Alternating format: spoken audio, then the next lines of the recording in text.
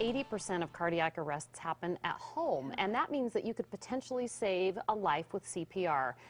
And it's most likely going to be someone you love, right? Yes, but effective bystander CPR provided immediately after sudden cardiac arrest can also double or triple a victim's chance of survival. So if someone you don't even know, you can help them out. So we have Tiffany Jacobs here. She's an American Heart Association volunteer. She's here to share an amazing story of how she used her skills to save a stranger's life. You were sharing this with us just moments ago. Yeah. Please share with our viewers. It's incredible.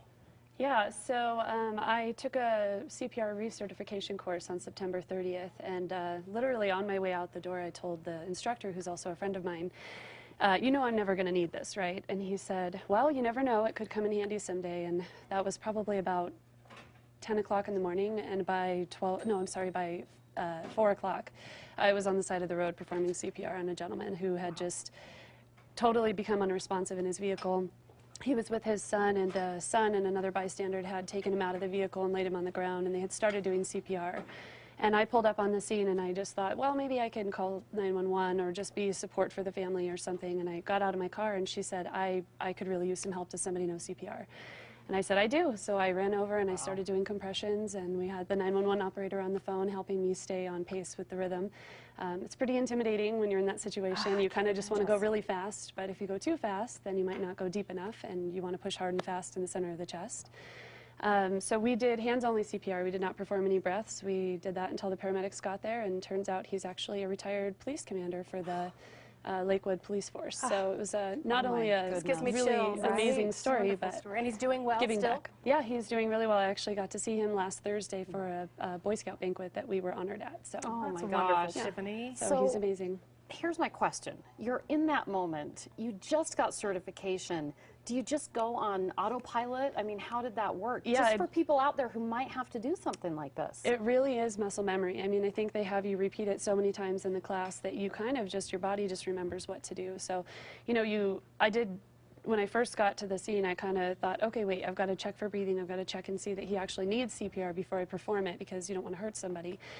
So those kind of facts do get a little bit blurry at first, but you kind of just, okay, collect yourself and you say, all right, check them, make sure that they need it. If they're unresponsive, I mean, you're not going to hurt them if you're helping them in any way. So, you know, that's what we did. We just did that, and my body just knew what to do. Nice. Really an incredible story. And you mentioned that you were there for recertification. Yeah. How long have you been certified, and how have things changed over the time that you've been getting certified with CPR? Well, I was certified the first time when I was in massage school, which was back in like 2000, 2001.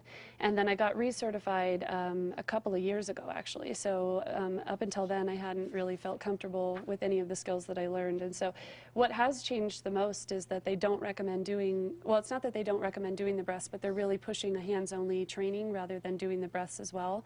I think they did a study, and most of the people that they interviewed said they would not do CPR on a stranger because they didn't want to do the breaths.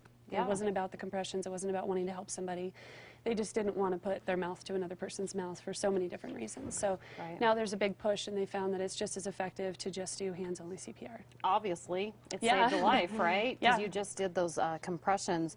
Why don't you tell us kind of some of the stats? Most heart attacks happen outside of a hospital, just in everyday living, right? Yeah, and I'm not super familiar with all of the facts and stats that the American Heart Association can offer, but they have those facts listed on their website, I'm sure, at heart.org. Which you can also go there to get more information for CPR classes that they're offering. But I do know that it's in the 10% range that people survive outside of a hospital setting when receiving CPR.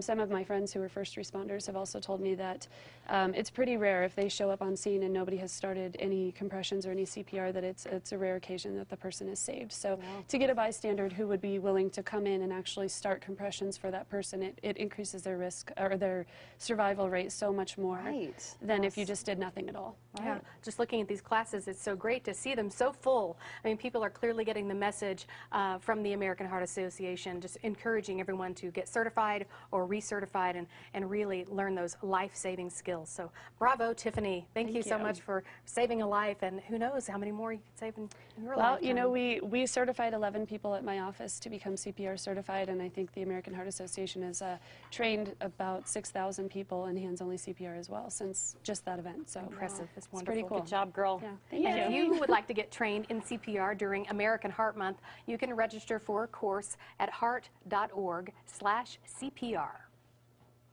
If you are tired of all the yo-yo diets, yes and yes, and extreme exercise plans, it may be